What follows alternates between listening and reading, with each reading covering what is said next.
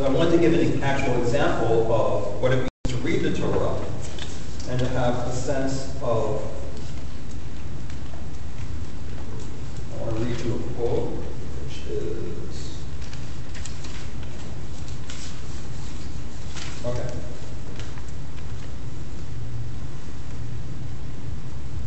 Prayer in the holidays.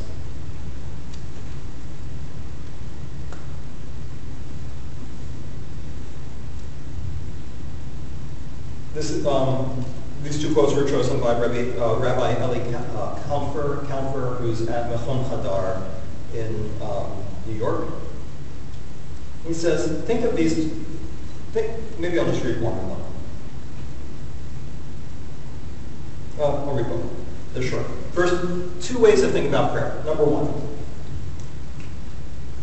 comes from Eugene Caine from the Proceedings of the Conservative Rabbinical Assembly in 1953. The traditional rituals must be studied as artistic forms of religious expression. So people are trying to express their religiosity in words, and that in every age needs to be re-examined from the point of view of their truth and their relevance to the spiritual needs and interests of the times. Whatever is merely archaic and no longer awakens in you religious thought and emotion, even in those who are familiar with its traditional meaning. So even if I explain to you what the history of the Aleinu is, you're like, wow, that's fascinating. I never knew that's where the Aleinu came from. Still doesn't mean much to me. I mean, it's nice. I mean, wow, I guess for people who like to pray, that's very cool. Anything that is merely archaic but does not awaken religious thought and emotion in you should be discarded. All right, so that's one view. Right, it makes sense. I don't know. They have some kind of prayer for rain. Who needs rain today, right? We have irrigation. So, I know that's a joke here. Thank you. Number two. This comes from Heschel, Abraham Joshua Heschel. The problem is not how to revitalize prayer. The problem is how to revitalize ourselves. The problem is not how to revitalize prayer. The problem is how to revitalize ourselves. Religious movements in art history have often revolved around the problem of liturgy. To Kabbalah and Hasidism, the primary problem was how to pray. To the modern movements, the primary problem was what to say. So he's saying, this guy like Eugene Caine, he's saying, yeah, don't say anything that's not meaningful to you. Find meaningful things to say and say them. And he's saying, wait, when Hasidism said, all of these rabbinic Jews across Europe were praying. And if you think services were boring today, the whole Hasidism basically came to say that no one goes to shul because they're incredibly bored by it. It was like a worse problem even then. And they said, okay, so how do you pray? How can we make prayer joyful? How can we make it meaningful? And so on and so forth. So he said, but we say, we turn it into what to say. What has Hasidism accomplished? It inspired worship in a vast number of Jews. Maybe not so much anymore, but it was very popular in the 1800s. What have the moderns accomplished? They have inspired the publication of many prayer books. Many prayer books. Somehow if you fix the prayer book, then you fix prayer. And Heschel's saying we should fix ourselves. Yeah, no, go ahead. You can, by the way, we're Jews. Just interrupt. Well, I just wanted to remark that there's a slight opportunity in our post-denominational or eclectically denominational life. And I'm thinking of New Age Judaism, which could be considered New Age Hasidism, where people are kind of going through the joy and the kavanah and the experience and not being so textually and so liturgically to be the safer bound. Right. And I've gone to several services like that. And so that's it. No, I mean, one thing that's going to be here is for Sam, yeah, I mean, I just spent Friday afternoon, instead of emailing you, I was talking to someone who's starting up a quasi-synagogue, an independent minyan in the Northwest United States, and they were very sweet. They wanted to know my advice. They showed me their plans, their charter. I wanted to get my feedback, and I gave it to them. And it's going to be, there's drumming, then you bring your instruments, it's chanting. Because Ann knows me way back from my involvement with the Palo Alto Mission, which was my first introduction. My dad's the greatest rabbi in the world, but I also, I brought books to services. And he thought that was great. he's like, reading is reading. I love that. All reading is reading. Don't ever say there's high reading and low reading. Just read. But it was the first my place where people knew the prayers, they were singing them. You could drum and no one made fun of you. I've talked about before. People think I know people think I do very boring services, but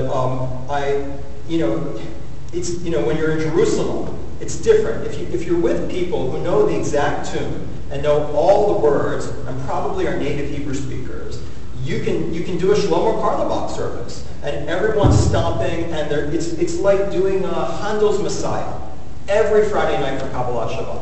The problem is, if no one knows Handel's Messiah, and I've been in a lot of minyans where they're like, I'm going to get you guys going, we're going to have a great time, and I'm going to do Karlebach Kabbalat Shabbat. The problem is, if I'm just listening to one person do it, it's like one person in a choir singing. Doesn't feel right, you know what I mean? It's like, let's all go, come on, just pick it up. You really need like 30, it's like a frogs all singing in a pond. You need 40, 50 people doing it, and then, you can hear it a block away, and you're like, I want to be praying with them. And then you go 10, 20 times, you learn it, and then you're like, yeah, I know it all, and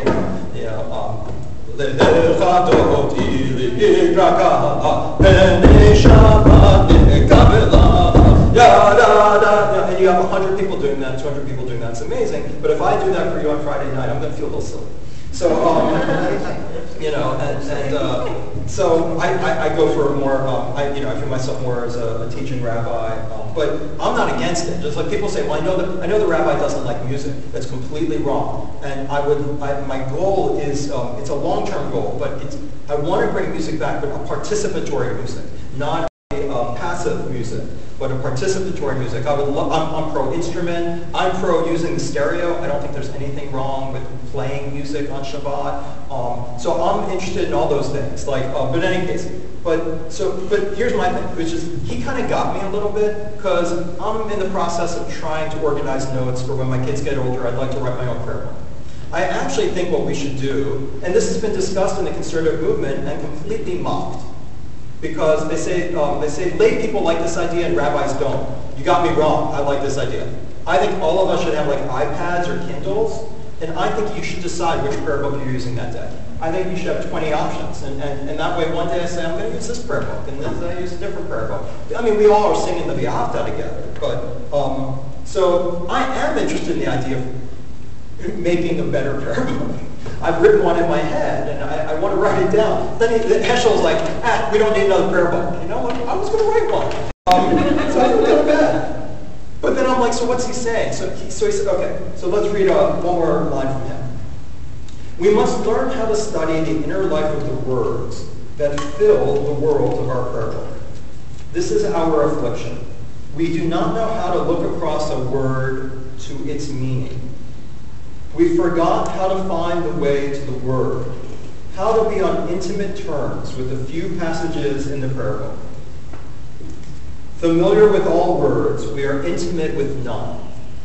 The same word may evoke new understanding when read with an open heart. What we need is not a new prayer book, but a sympathetic prayer book exegesis. So he gives me room here, because the whole new prayer book I want to write is just about trying to show what the words are trying to say. So, in a way, you know what they said about Mozart? Too many notes.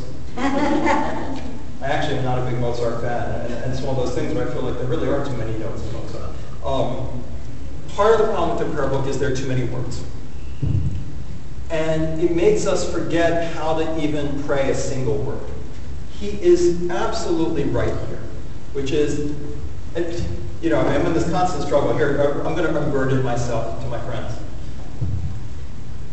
I feel like there are people in the congregation who look at me sideways if I skip a page. And trust me, if I ever skip a page or I skip something, There's at least one or two people who are going to let me know, I noticed, Rabbi. Yeah. So you don't really like to pray, so you just skip to the bottom of Aleinu. You didn't really give us time to do it silently, right? Or no, you skip that psalm. Okay, or yeah, you skip, and the service used to be shorter. I mean, the original service that we understand from the Mishnah seemed to have been like basically Baruch Shehamar V'Hayahu Olam Baruch. There's this one page of Baruch Shehamar, and then they basically said stand. Well, actually, you didn't have to stand for the Baruch. This is one of my things about standing. Lots of people tell me we're not standing enough because we're supposed to stand for the Kaddish, supposed to stand for this, supposed to stand for that. Originally, you didn't have to stand for the Baruch. They just, the guy turned around, which means we're officially starting. That's the Baruch Hu means, that just we're underway. And so I always compare it to ringing the church bell. Like, you're late, get in here. And that's why you're like, Baruch Hu, like, come in and stop talking outside. And that's really kind of what I meant, because Jews like to stand outside and talk more than coming in. So get them in. And it quickly went. Shema v'ahavta, one or two, and quickly into Amidah. There was no Musaf. In fact, and then we'll take the word Haftarah, one of my favorite technical questions. Everyone thinks, the Haftorah by Haftorah. The word Haftarah means dismissal. It comes from the word, the maftir is the one who dismisses. Like dismiss class. That's what it meant in Talmud and Shir and times and Bible times too. It comes from the word like niftar. A niftar is actually someone who's dead, someone who has been dismissed from their body, released. And so it means to release you. You guys can go. So the bell at the beginning, come on in, and at the end it was haftarah. So I do the haftarah. Haftarah's done. We're out of here. So. We didn't have prayer for our country, the prayer for the congregation, and then the prayer for the scholars, and the prayer for the this and that, the prayer for peace. Like we don't believe in those things. That's somehow not in the rest of the prayers, which they are. So in any case, I do think they're anyway. When was the prayer short? I would say in the Mishnah we have a section on what and the Mishnah is really early. It was published in 200. And so it seems that at that time that we're talking about just a few basic elements. Shema, Amidah, Baruch Hu, this beginning part of Baruch Shamar, which is one page. And just to give you an idea, since today is the topic of prayer and the service, so let's jump in a little bit. So one of the things, how can you ever do a service without Aleinu? Sometimes when I do Shiva, if we're doing Mincha Mariv, I skip one of the Aleinus. People are like, you skipped Aleinu! And I'm like, we're going to be doing it in 5 minutes, where it's okay. Aleinu was, you probably noticed, Aleinu was only done, it was the prayer to be done. It was the signature prayer of a holiday. Does anybody know what holiday Aleinu? What's the great Aleinu? We do it on Yom Kippur, so you pass. But it was really a Rosh Hashanah prayer. You're right, it's when Shara bows down to the ground. So, and it's possible it was originally done on Yom Kippur too, I'm not sure, but I know it historic stuff, but I'll take that back, because it is the blowing shofar and doing Aleinu was Rosh Hashanah. People liked it. You know why? Because Aleinu basically says, may we all bow to the true and one God. And then that whole section, and then the part that the rabbi skips too fast to get to V'nehemar, basically says, and all you guys out there, it's like that part of the Seder where you run outside and you curse all the Gentiles. You basically say, and all you guys out there are getting it wrong.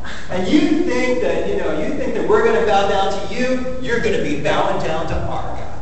That's Aleinu, right? No, it's great because it was on Rosh Hashanah it fits. But basically 2,000 years of persecution. We want that prayer. They added in Aleinu. A lot of the prayers at the beginning of the service were done at home.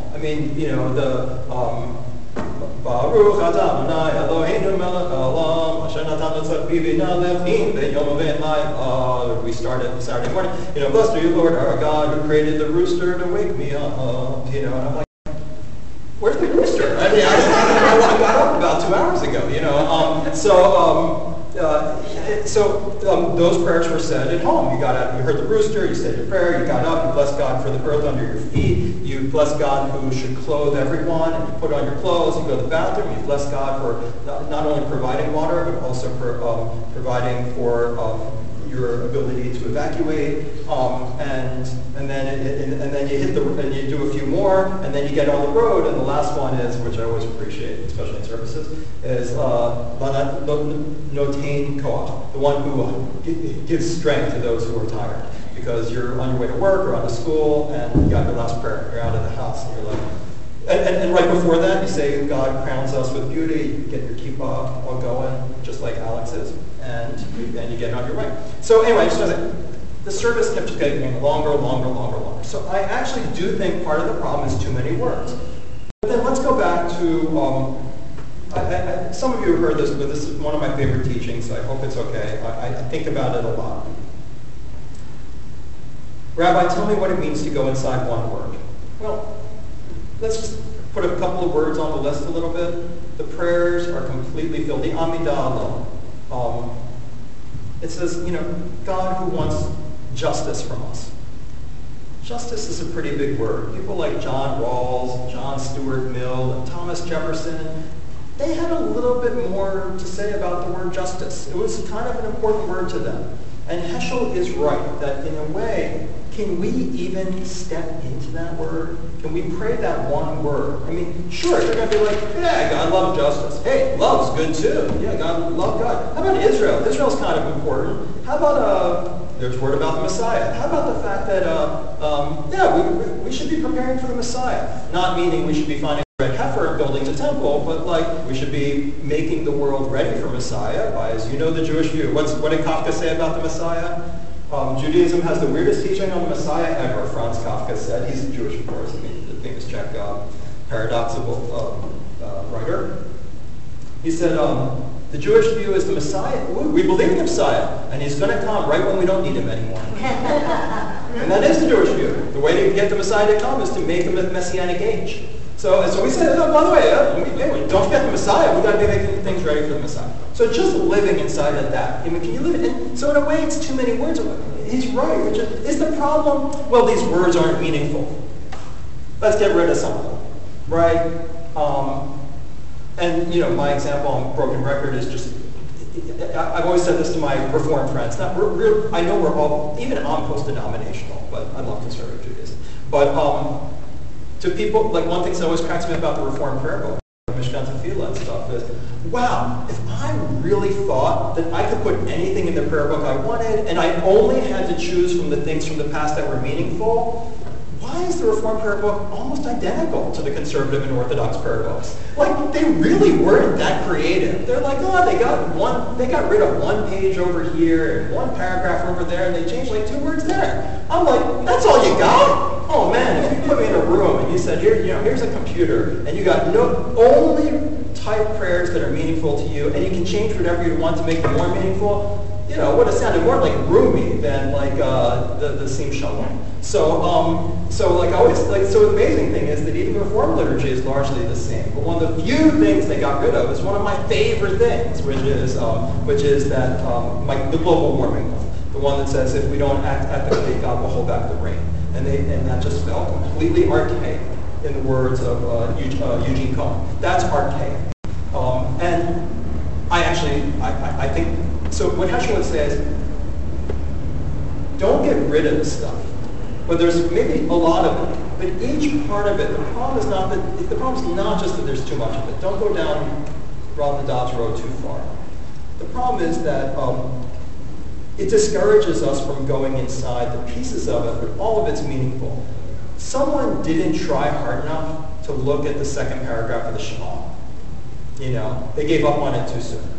And maybe they should have just left it in there like the conservatives do, and we just blow through. We don't do it out loud. We never have. Orthodox don't do it out loud either. But leave it in there and just go through it fast.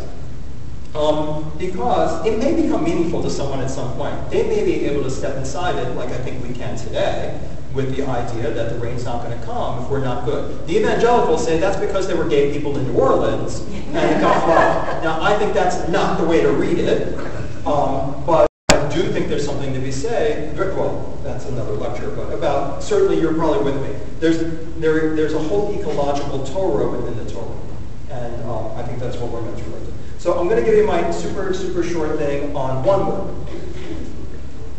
On High Holidays, we face the Ark, and it's in almost, what's one of the, I'll do 2 words. I'm just going to follow Heschel to 2 words in the whole thing. One word is compassion. We constantly are saying, God, I mean, hell, you go to a memorial, El Male Rahamim, like, so the one prayer we do, is like, God who is compassionate, and then, Adonai, Adonai, El Rachum, V'chanun, God who is compassionate and brings grace, and that's our big high holiday prayer. We do it for our slifot, our family service. So, and all through the prayers, compassion, compassion, God's compassion, God's compassion. Can we even step inside the word compassion? So I'll tell you that I thought I knew compassion. When I was undergrad, I think I wrote I did a thing on Buddhism and religion in general, and Christianity and stuff. I was like, no, I got it. I understand agape, Christian love. Christian love is about compassion and care. I know compassion, Buddhists talk about, especially Mahayana Buddhism, is to have compassion for all. And Judaism, we have Rabbi. I got it. I did not get it. I did not step into that word until after Merab was born. And something happened to me which went away, so it's not with me anymore. And it was overpowered. And I remember at the time, we had soon thereafter, we had a family service in Lake Poway once. And I remember going up to some people and saying, did this happen to you? Like, I'm trying to figure out, is this one of those things they don't tell you about? What happened after Merab was born, and I had this baby, and we had this baby, and we're taking care of it, is that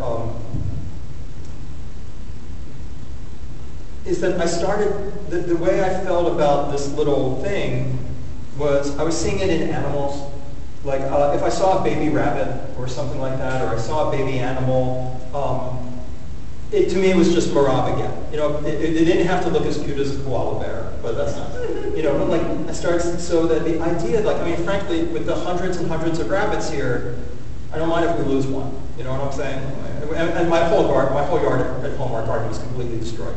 One of my tax refunds, we put in Kara Friedman helped us put in an organic garden. Everything was eaten by the rabbits. So I hate rabbits, But after Rob was born, I didn't want to harm a rabbit. When I saw them, I saw her, and it was very magical. It was very altered consciousness. It was like, am I just not getting enough sleep? Because I would see this kind of, what's the word, paradigm, physiognomy, this imprint.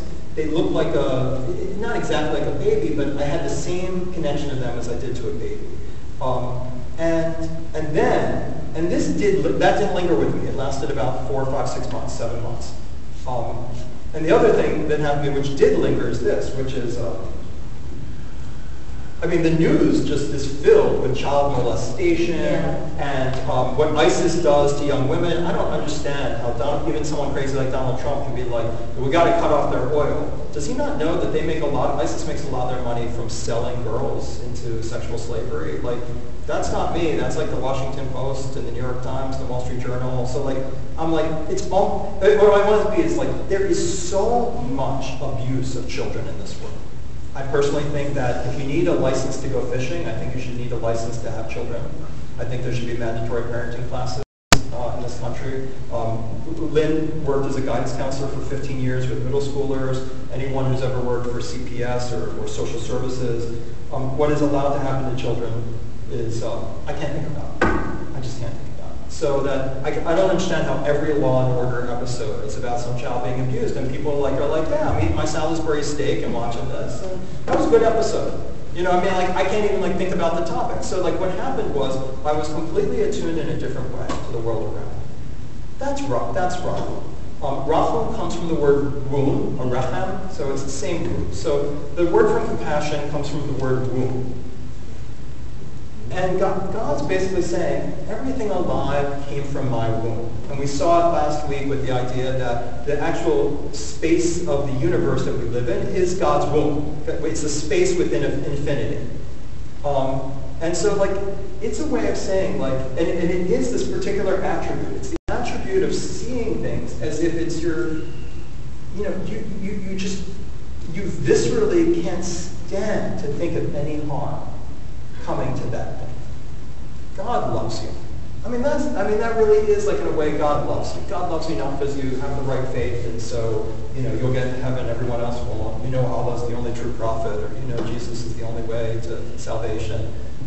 God loves you because you're you're like an extension of God. You are a child of God. You are the life that came out of God.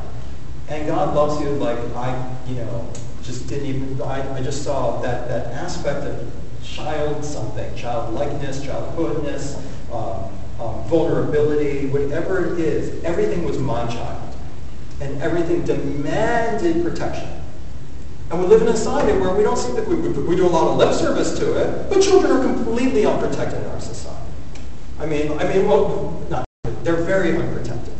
I don't think we care. So, I pick up my prayer book, and I'm davening about compassion, and it says over and over again, I can quote the prayers, but we don't, the word compassion comes up a lot. And I think that's what it's saying. Does it make me, God saying, it makes me crazy that people are hungry. They're my children. It makes me crazy that people are blaming all of our problems on immigrants. You are immigrants! You're in the door, and it makes me crazy. It makes me crazy that there are children who are unprotected. It makes me crazy that there are living things that are unprotected. It makes me, do you realize that we're losing something like 5,000 species a year? According to a recent study that came out of Stanford, the rates of extinction that are happening in the next 20 years, it's the most extinctions that happened basically since the dinosaur age. We're basically killing, and it's all habitat related. It's just that when you take down the rainforest, everything that lives there has no place to live anymore. I was shocked when I was in Israel, and I think I went to the Biblical Zoo, or maybe it was one of the museums, and they showed all these pictures of lions, and tigers, bears, and they're like, you realize all this stuff lived in Israel. It's all over the, have you ever seen a lion in Israel? And that's our symbol? Do you know that there was a large lion population in what is today London? We got rid of them all. In Israel, there were lions. There were all kinds of wild animals. And not anymore because we went in. We conquered and subdued. And so that breaks God's heart. God's not, that's compassion. God's not going to be like, no, but on the other hand, this is natural cycles, and it's all part of my divine plan of evolution or Darwinianism. I don't think that's any part of where God's at. So anyway, there's one word, the word compassion.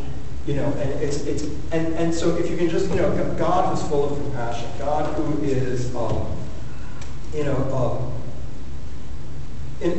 so let's just say you're doing El Malei Rachamim, and you're saying, God is full of compassion. So here I am. I'm brokenhearted.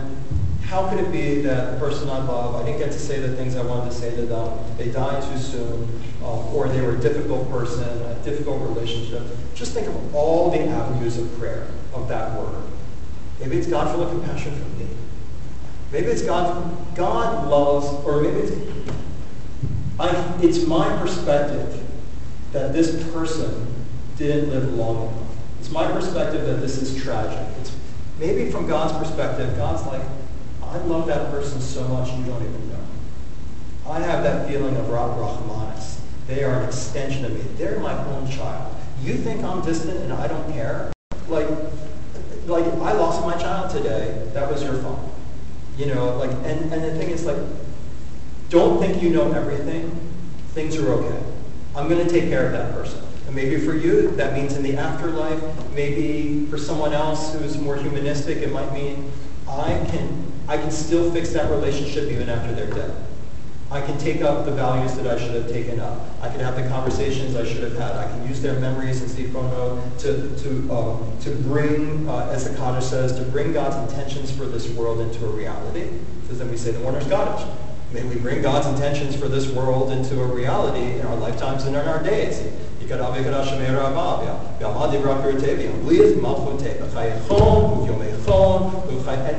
May those intentions become real in these days and in my days now. I'm going to make that happen. But that's what that word is trying to do.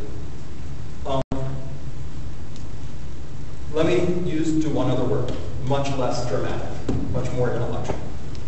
One of the most common words in the prayers is the word Shem, is the word name. So that when you're praying a service, so go to Lishon.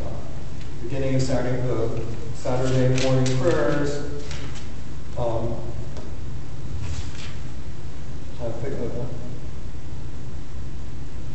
I could pick almost any line.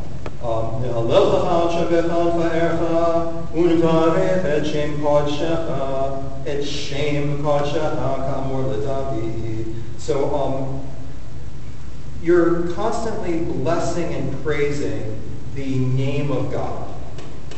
And it's just constant, all over the place. One of the most common words is the word name. So so now I want to pick up something that's less easy than compassion. How do we inhabit the word name? How do we pray that word? So why do we say the name of God? Baruch Hashem. Blessed be the name. Right? So I don't think people ever talk about this enough. If you ask a Bible scholar like my dad, and they're doing a new translation of the prayer book, they will invariably translate the word shame reputation. They say that's really what it means. It means, blessed be God's reputation. And when you say, Baruch Hashem, God's a good reputation. Blessed be God's reputation. It's a really unpoetic word, and so I try to avoid it. It's definitely a wah-wah, as my wife would say. Wah-wah. Yeah. But, yeah. Oh, no, I don't know. So,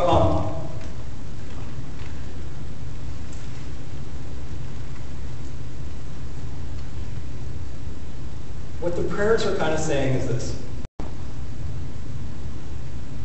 How do people, and I'm getting this from the rabbis, how do people know the Jewish God? Fundamental question. Right? We're all saying, oh, we got the right God. Shema Yisrael. Got the right God. We got him. Right? Aleinu, hey, we got him. You guys all going to be bound down to him. Oh, we got the right God. And I got the false gods, the wrong gods, whatever. They're a little misguided, but we have good interfaith discussions. What does it mean? How would people come to know the Jewish God? Go ahead. Well, I think this is a little paradoxical to talk about name of the nameless. Right. Thank you. The whole reason we say Baruch Hashem is because we can't really say it. There isn't a name. So we just say the name of the nameless. So one way to go, I'm going to flip it around. So one thing is you can't say Yud Hey Vav Hey out loud. Right. So you say, I'm just going to say the name. Okay? So I'll use the word name. Blessed be the name that we can't pronounce. So I'm going to flip it around for a little bit for this side. The rabbis also say this. If God's trying to teach the earth, humanity, I just take it for granted that you agree with me that Judaism is not just for Jews. That the Torah is not saying, well, if you're born Jewish, this is a good way to live. Otherwise, you're good. I think that if mitzvot, Jews may have a special mission on the earth, but if this is a good way to live in relationship to God, that's a good way to live in relationship to God. So what is the special mission? Why is it that God said, I tried to make myself known to humanity in Genesis, it didn't work, so I had to go get Abraham and start up a tribe, and then take that tribe out of Egypt and give them a Torah and make a deal with them. They need to do this for me on earth. It's a new way of approaching things. And the answer is this, which is, the way people will come to know God is through watching you. If you waste water, then people will not come to know the God who doesn't want you to waste water. It's not just that the Jews become the moral example, but the idea of having the Israelites and having this covenant is that we as a people serve as some kind of light unto the nations. And the implication of this is this.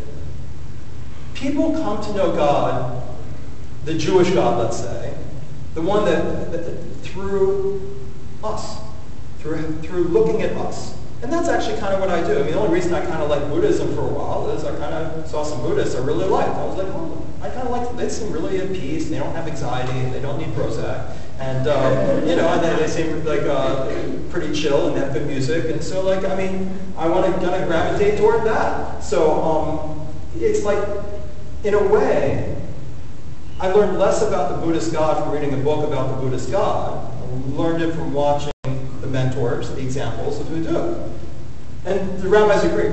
They're all looking at us. The light unto the nations means they should see God through you. And this is God's reputation. In other words, God gains God's name or reputation through you. So when you're blessing God's name, you're also, in a sense, it's a call to represent for God.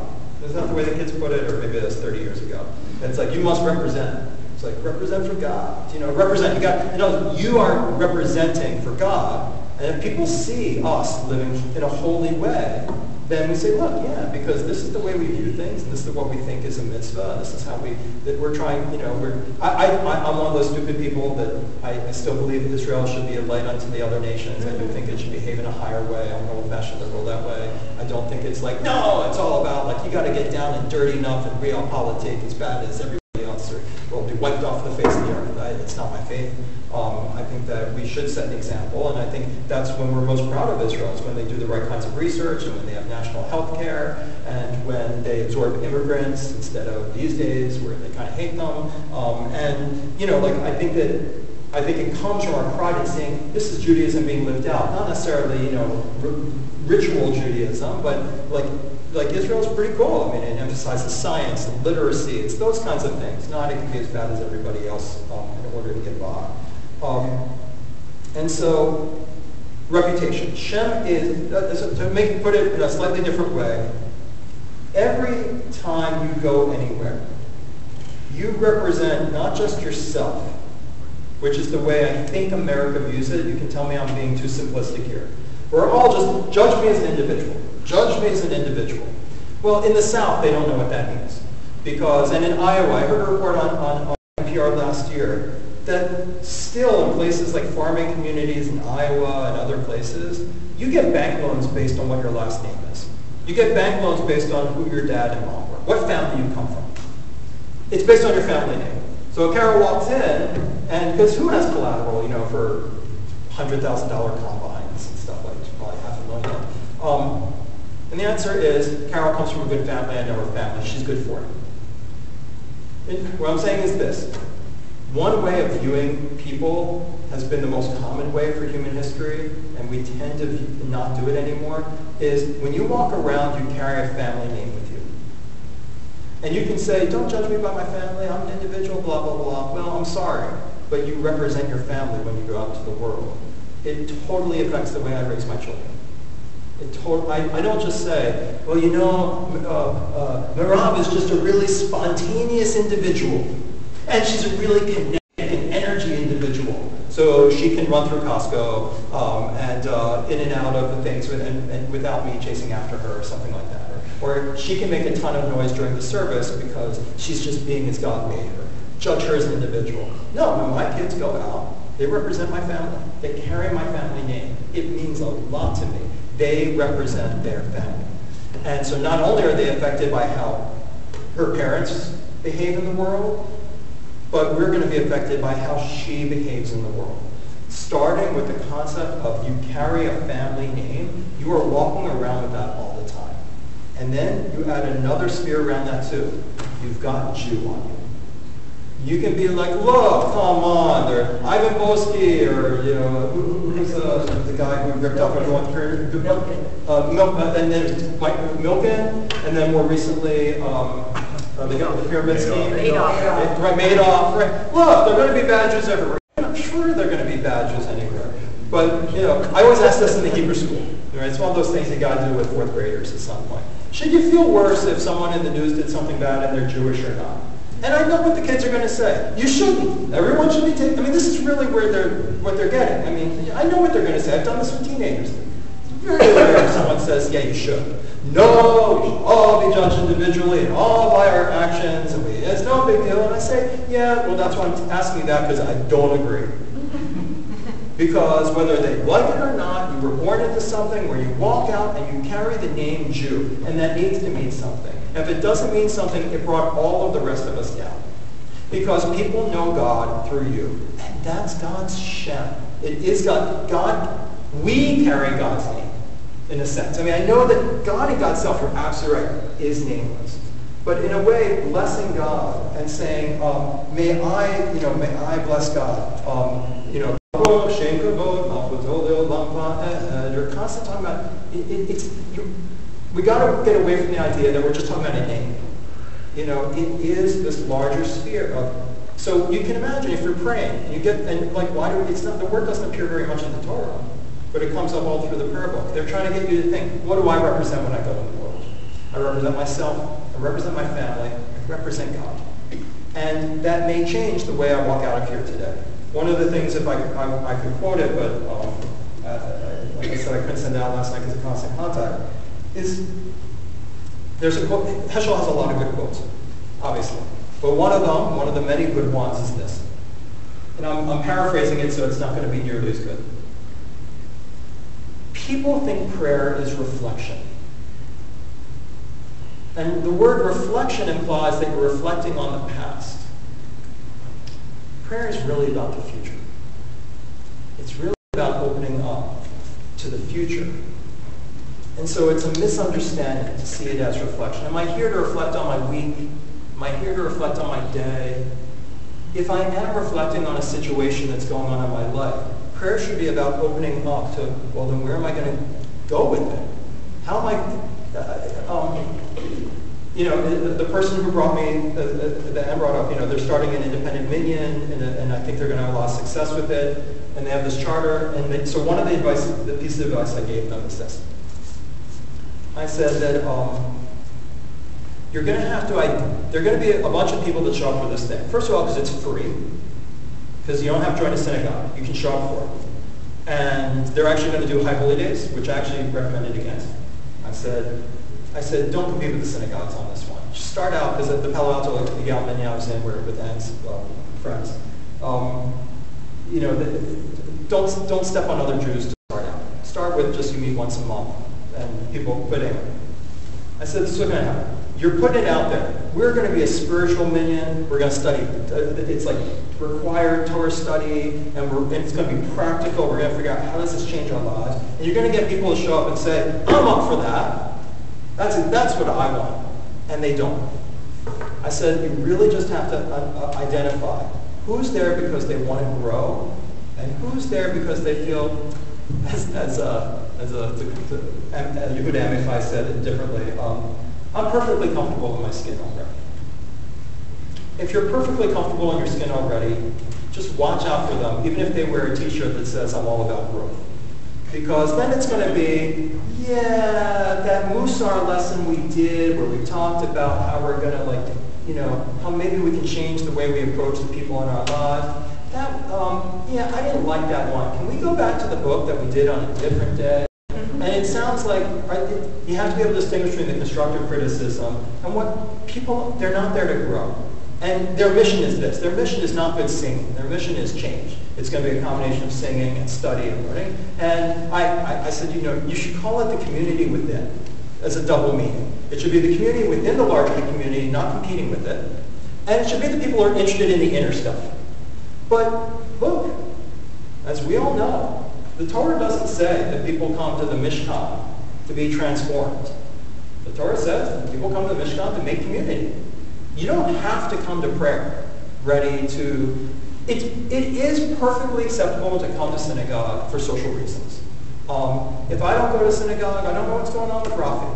I may not go, you guys all know, I give my standard kvetch as a rabbi. The worst thing about being a rabbi, I think, worse than the hours and all the other stuff, and it's a good job in a lot of ways, but in some ways it's not. The way it's not is every time someone says to me, I feel like you've really been out of touch. I'm here all the time. Yeah, but I want to get together outside of work.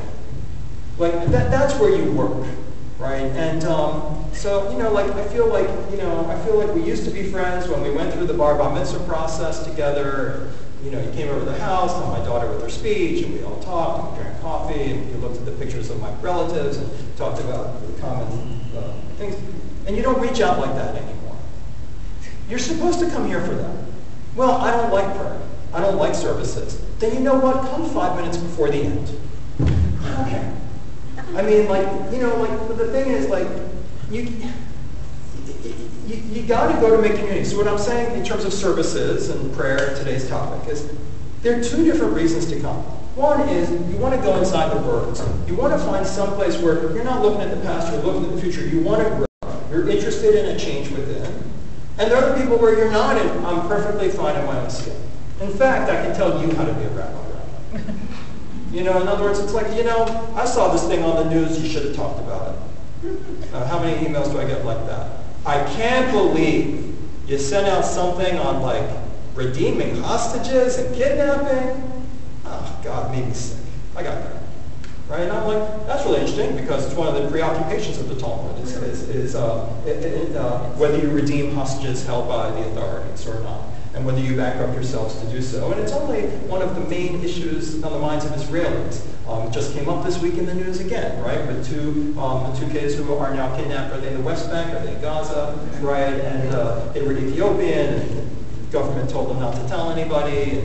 And some of it is anti-immigrant, but some of it really is like, you know, like how do you redeem captives, and what price do you pay? So I'm like, I'm sorry that you thought that was like a ridiculous thing to send out. So like, anyway, you can be the person who doesn't want to change, and it's okay as long as you come. Because when you come, you know the old joke: the two people in the back row, Goldberg and Levine. Levine turns to Goldberg. They're always in the back. They're always in the back of the shul. Goldberg turns to Levine and says, "Levine, I just have a question for you. Why are you coming?" He says, "I come for God." And then Levine turns to Goldberg and says, "Why are you coming?" And he says, "I come for you." You know, so like, I mean, and those are the two ways. That's the mission of the synagogue, to connect Jews to Torah and Jews to each other. And neither is more important. I would never tell you that to go to the minyan where it's the community within and they're reading Musar and studying Torah. I'm not saying they're better than the local synagogue. I'll never forget publicly at the seminary, the head of the seminary should always do Q&As so they can be asked anything. It's very old-fashioned. Rabbi Artson was asked publicly. He said, "Come on, you got to know, you go to these big synagogues in LA, and the service is not meaningful, right? The cantor is like, 'Let me show you my special flourish on the special tune,' you know, and you're like, really? I'm a 28-year-old vegetarian, and I believe that, you know, we should be doing something for the homeless outside, and I came to pray, but what I get is a new tune. It's a riff off of a Broadway show." And I've gotten that in synagogues.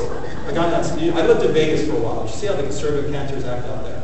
Although I didn't want to. So clearly it's the independent minyanim, where they meet in a home and they're banging and they're the tear and they're singing these songs and they're trying to get into it. What does it mean that God's connected everything alive? How can you even look at those places? And he said, you know, and they mentioned kind of one. And Rabbi Arthur said, you know, the independent minyan you're talking about has about 30 people. They get about 25 people for their service.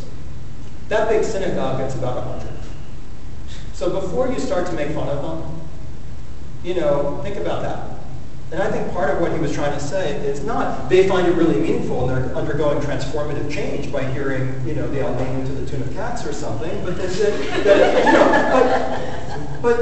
that they're there for each other. Goldberg's there for Levine, and Levine's there for you. And they had a little bit of fun and enjoyment. And the rabbi, you know, instead of Rav Nadav's overly psychological sermons, the rabbi made a couple of jokes, and they were really good ones. The two guys in the hospital, and one saying, "Oh, you know, I'm having hip surgery. I hear it takes a long time to recover." And the other one says, "Well, I'm here." You know, the other one says, "You should have been at my circumcision. It was 8 days. I couldn't walk for a year and a half." And we have a laugh, we have some kiddush, we get to catch up with each other. Otherwise, there is no Jewish community. The Torah is completely clear about that. If you're not going to go to the Mishkan, you're not going to build a synagogue, you're not going to keep the lights going, you're not going to give 10% of your salary to make it happen, there will be no Jewish community. And for all of it's the fault that we didn't get inside the words, you know, it would have been nice to get inside the walls. So I wanted for I just gave mixed messages, right? Because there are two ways to go. There are two reasons to be in shul.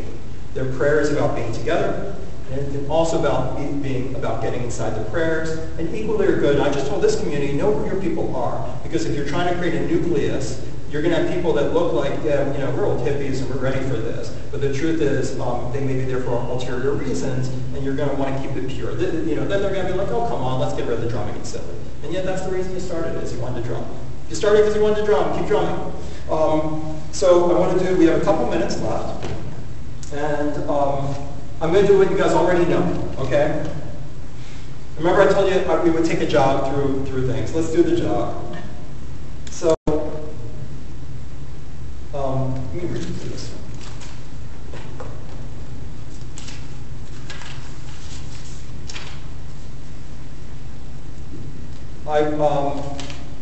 In the back, if you ever want one, you've probably seen it before. I wrote it up a while ago. But in the back of the congregation, there should be a colored piece of paper that says, "A Guide to the Saturday Morning Service." And it actually is a guide to the Saturday morning service. And it says something like this. The Saturday morning service has 3 acts.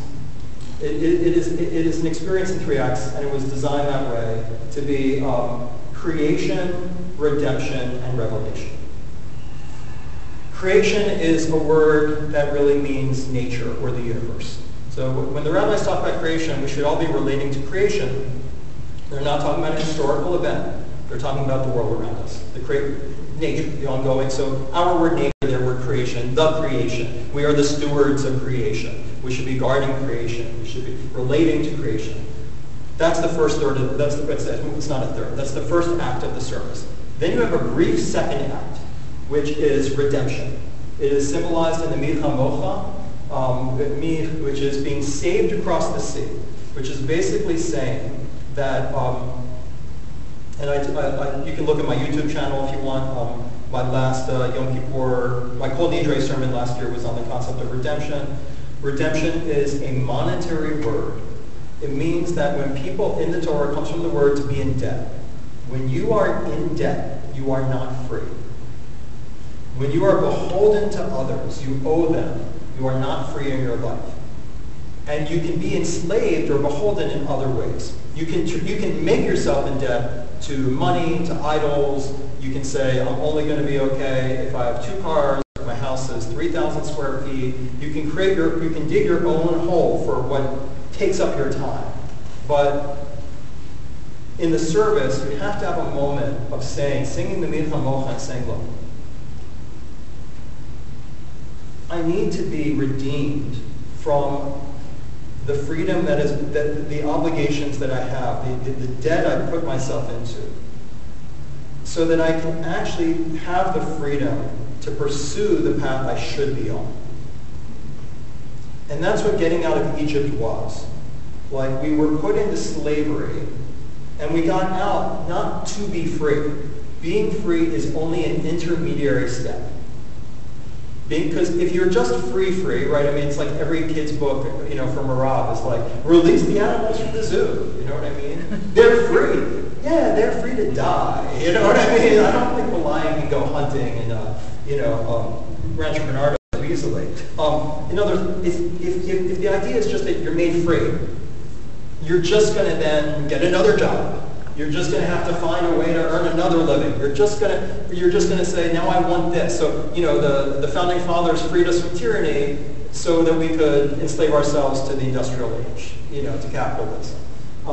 And so that freedom is not, if you're just free, I know you probably heard this word. We all serve some master.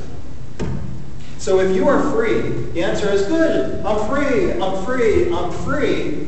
You are going to serve another master soon. So the question is, are you going to use your redemption to serve the right master? So the moment of the service is, and I'll get back to the creation part in a second, but then you go, Mid HaMocha, Be'elim Adonai. I have been given a chance of freedom here to direct it into the right place. I want to serve, and it's that simple. I want to serve the right master. And God's not ashamed to use that language in the Torah. It's something that is a little uncomfortable in Torah study, but it's one of the things that we will get to, which is God says, I redeemed you from Egypt, not to be free. You're my Avadim now. You are now my servants. You are now my slaves. And God used that language. Like, whoa. I thought we were against slavery. That's not really what the Torah is saying. The Torah is saying is, I bought you. Yeah. Right? I wiped out Pharaoh, made you, and now you owe me. And it's like, so on the one hand, that's a very uncomfortable concept, but it actually, to me, it's a true spiritual concept, which is freedom is temporary. So what master are you going to serve? And so then you have Mid HaMocha, and then you head into the third part of the service, which is revelation. How did God communicate God's will of how we serve God? He did it through the Torah, so we're going to say, thank God for the Torah. Most of our Torah, Mount Sinai comes out. And so here I want to run you through the service as a quick run. So we're running. Here we go.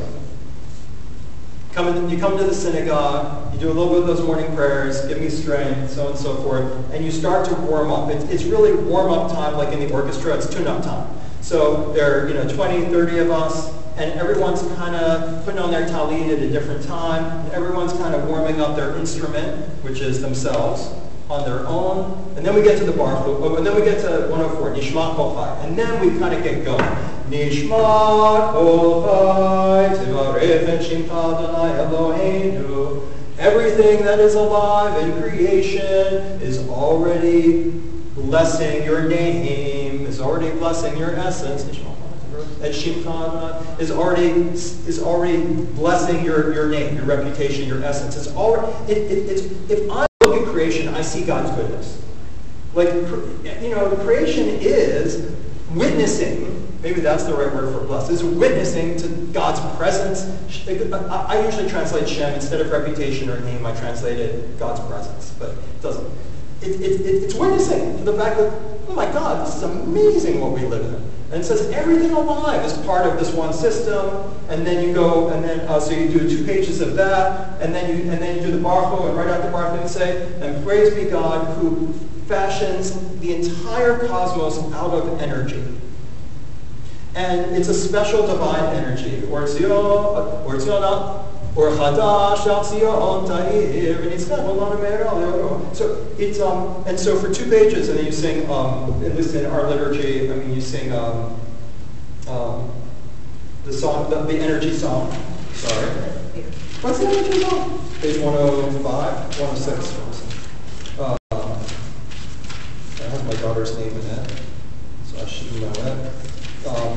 You sing Eladon. So you sing Eladon Akol HaMamasim. So all of creation reflects the presence of God. He is praised through the breath of everything alive. His greatness and goodness fill the universe. It has an underlying structure that encircles God's presence. And then you go on. Good are the energies that shine with the presence of God. They have been fashioned with law and order, and with a wisdom underlying their structure. It establishes God's dominion over all creation. The energy is Tiferet, which is a Kabbalistic word, is a beauty that reflects a harmony, a coherent harmony, emanating, shining forth energies, radiating energies of the universe. So you say everything is made of energy, then you say, and it's on the day of creation, we hear the universe, we experience the universe as God experiences the universe. And then you go into page 110, as you already know if you come to your sources. And then we start quoting the angels from the prophets. Kadosh, Kadosh, Kadosh, Adonai Tzvaot, Elohol haaretz kevodoho. We have the mini Kedusha.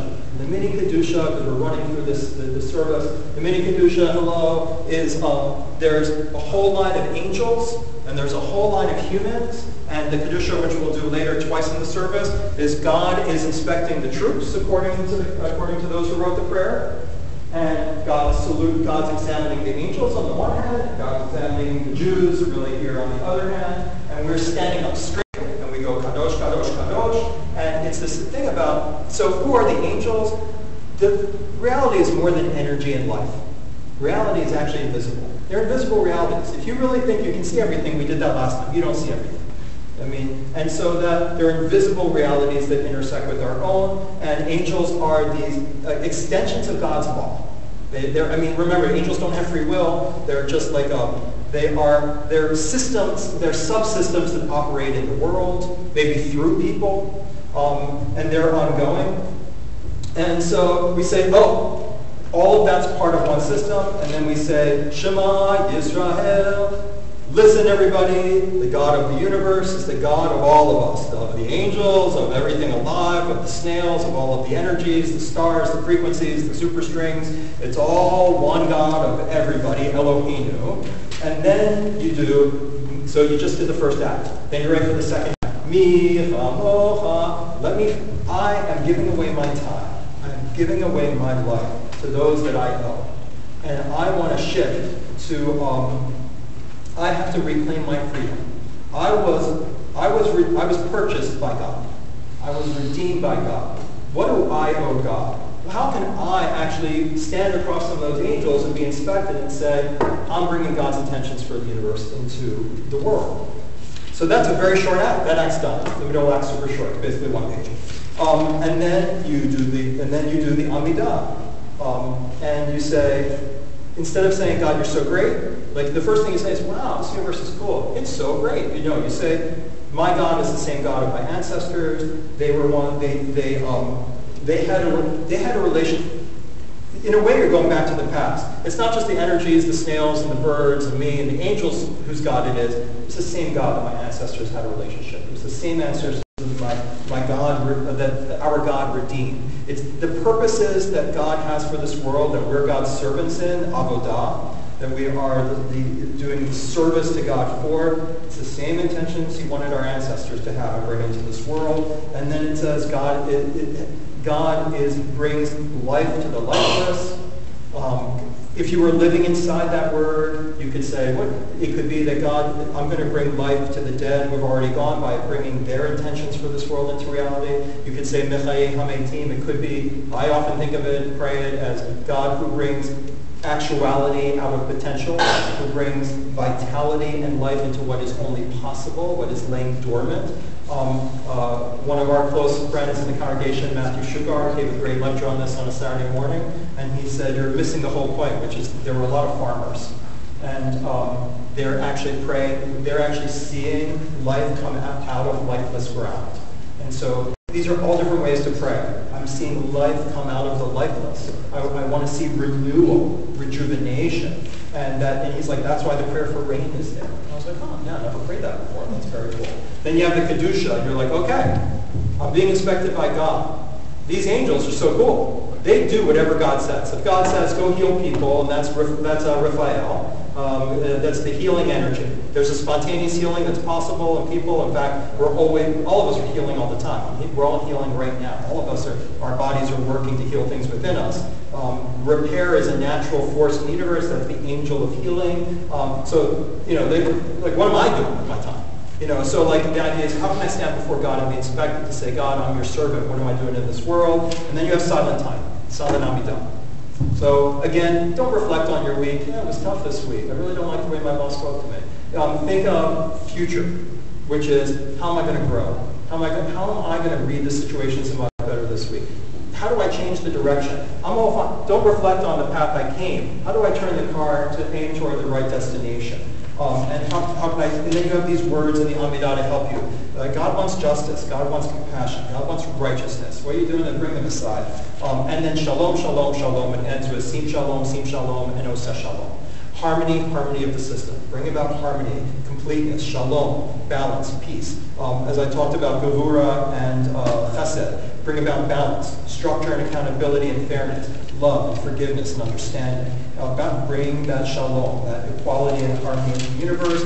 And then you take out the Torah, and you, by studying and looking at it, you realize how to be more aware and receptive and sensitive in the world, to be bringing mitzvahs into the world, to healing it.